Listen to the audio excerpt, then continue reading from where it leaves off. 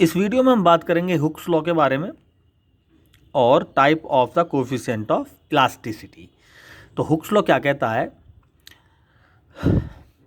According to this law, in the limit of elasticity, stress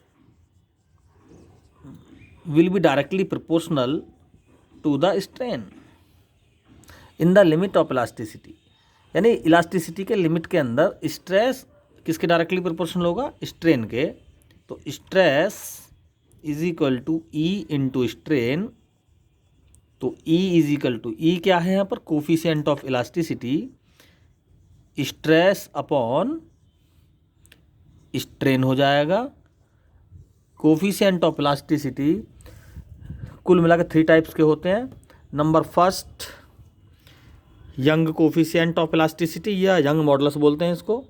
second number पे bulk modulus और third number पर coefficient of rigidity. बारी बारी से हम इन सभी कोफिशिएंट्स को एक्सप्लेन करेंगे। सबसे पहले हम बात करेंगे यंग कोफिशिएंट। देखो ये क्या है, इसमें अगर डिफाइन करें तो इसकी डेफिनेशन ऐसे लिख सकते हैं, इन the limit of elasticity it is the ratio of longitudinal stress and longitudinal strain. Longitudinal का मतलब लेंथ के अकॉर्डिंग कॉन्फ़िगरेशन में चेंज। तो अगर कोई वायर है और एल लेंथ है इसकी और इस पर हमने कोई वेट हैंग करा है mg, तो इसकी हमने मान लिया इसमें एल लेंथ का चेंज आया है mg वेट से, तो इसका जो लॉन्गिट्यूडल स्ट्रेस हो जाएगा F अपॉन ए हो जाएगा, यानी normal acting force per unit area, और स्ट्रेन हो जाएगी L अपॉन एल। तो यहाँ से हम इसको थोड़ा सा और क्लियर कर सकते हैं। F के प्लेस पर mg और ये L ऊपर पहुँच जाएगा, A नीचे आ जाएगा पाई आर स्क्वायर। A क्या है? Cross section area of wire, और L है चेंज इन लेंथ। ये हो गया यंग मॉडुलस। सेकंड नंबर पे बात करेंगे बल्क मॉडुलस की। ये वॉल्यूम स्ट्रेस और वॉल्यूम स्ट्रेन के रेशो को कहते हैं इसको।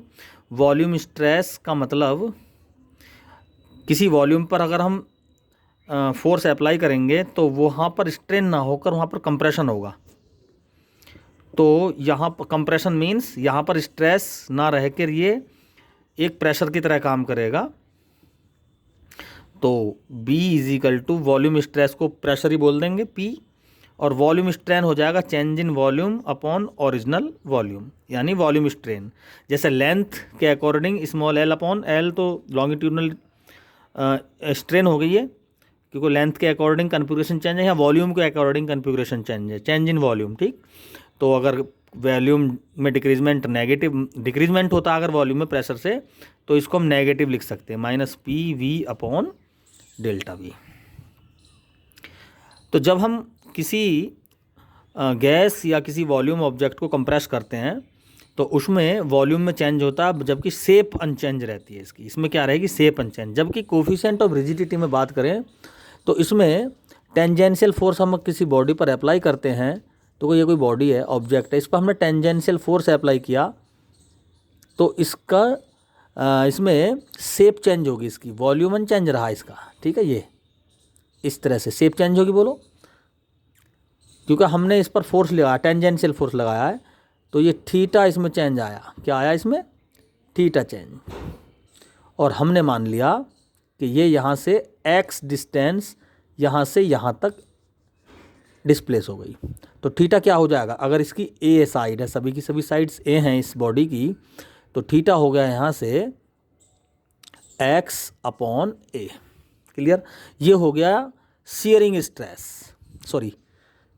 Shearing strain. ठीक, और शियरिंग तो टेंजेंशियल फोर्स अप्लाई कर दिया हमने ऑब्जेक्ट पर, तो इसकी शेप चेंज कर दी इसने, वॉल्यूम में चेंज नहीं हुआ इसमें।